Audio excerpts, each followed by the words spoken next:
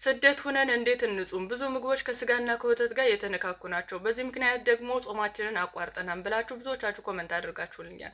እሺ፣ ሁለት አባቶችን ምሳሌ በማድረግ እነግራችኋለሁ። አባቶቻችን ካስተማሩን ትምህርት ማለት ነው። እናንተ ደግሞ ሼር፣ ኮፒ ሊንክ አድርጉት። ነገ ሰኞ አብይ ጾም ይጀምራል። ስለዚህ የብዙዎች የመጾም ምክንያት ትሆናላችሁ፣ በረከትም ታገኙበታላችሁ። በመጀመሪያ ማወቅ ያለብን የፍስክ ምግቦች ኃጢአት እንዳልሆኑ ነው። ኃጢአት ቢሆኑ ኖሮ መጀመሪያውኑ ባልተመገብናቸው ነበረ። የማንመገባቸው ምክንያት ስጋችንን ስለሚያፋፉ ስጋችንን ስለሚያጎለብቱ በጾም ሰዓት ደግሞ ስጋችንን ለነፍሳችን ማስገዛት ስላለብን ስጋችንን ማድከም ስላለብን በጾም በጸሎት ከእግዚአብሔር ጋር ብቻ የምንገናኝበት ወቅት ስለሆነ አባቶቻችን እነዚህን ምግቦች እንዳንመገብ ስርዓት ሰርተውልናል። አባታችን ቅዱስ ዮሐንስ አፈወርቅ ወንጌልን በሚሰብኩ በሚያስተምሩበት ጊዜ የሆነ አካባቢ ይደርሳሉ። ያ አካባቢ ደግሞ በውሃ የተከበበ ነው። የአካባቢውን ሰዎች ያስተምሩና ክርስቲያን ያደርጓቸዋል። ክርስቲያን ከሆኑ በኋላ ግን የጾም ስርዓት ሲሰራላቸው ስጋ መብላት የለባቸውም። ነገር ግን የአካባቢው ሰው የሚተዳደረው አሳ በማምረት ነው። አሳ ያመርታሉ።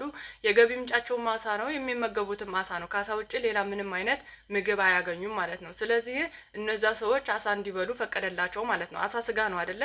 ነገር ግን ምንም አይነት ምርጫ ስለሌላቸው ፈቀደላቸው ማለት ነው። ወደ ሌላ አካባቢ ደግሞ ሲሄድ በእርሻ የሚተዳደሩ ሰዎችን አገኘ። እነሱንም ማስተማርና ክርስቲያን አደረጋቸው። ነገር ግን ምን አላቸው? ስጋ እንዳትመገቡ አላቸው። ስጋ እንዳትመገቡ ካላቸው በኋላ ምን አላቸው? ደግሞ አሳም ቢሆን እንዳትመገቡ ብሎ አላቸው ማለት ነው። ሌላ ደግሞ በረከታቸው ይደርብንና ታላቁ አባታችን አባ መቃርስ የሚኖሩት በበረሃ ነበረ። በበረሃ ሲኖሩ ምንም አይነት ምግብ አያገኙም ነበረ። ማንም ደግሞ የሚወስድላቸው አልነበረም። ስለዛ ወጥመድ ጫካ ላይ ወጥመድ ያስቀምጣሉ። እዛች ወጥመድ ላይ እግዚአብሔር ሁልጊዜ አንዳንድ ቆቅ ያስይዝላቸው ነበር ማለት ነው። ምግባቸው ምን ነበረች ማለት ነው? ቆቅ ነበረች ማለት ነው። ስለዚህ በዛን ሰዓት ሰባቱ የአዋጅ አጽዋማትም ነበሩ። ነገር ግን በጾም ሰዓትም በፍስክ ሰዓትም ምንድነው ምግባቸው?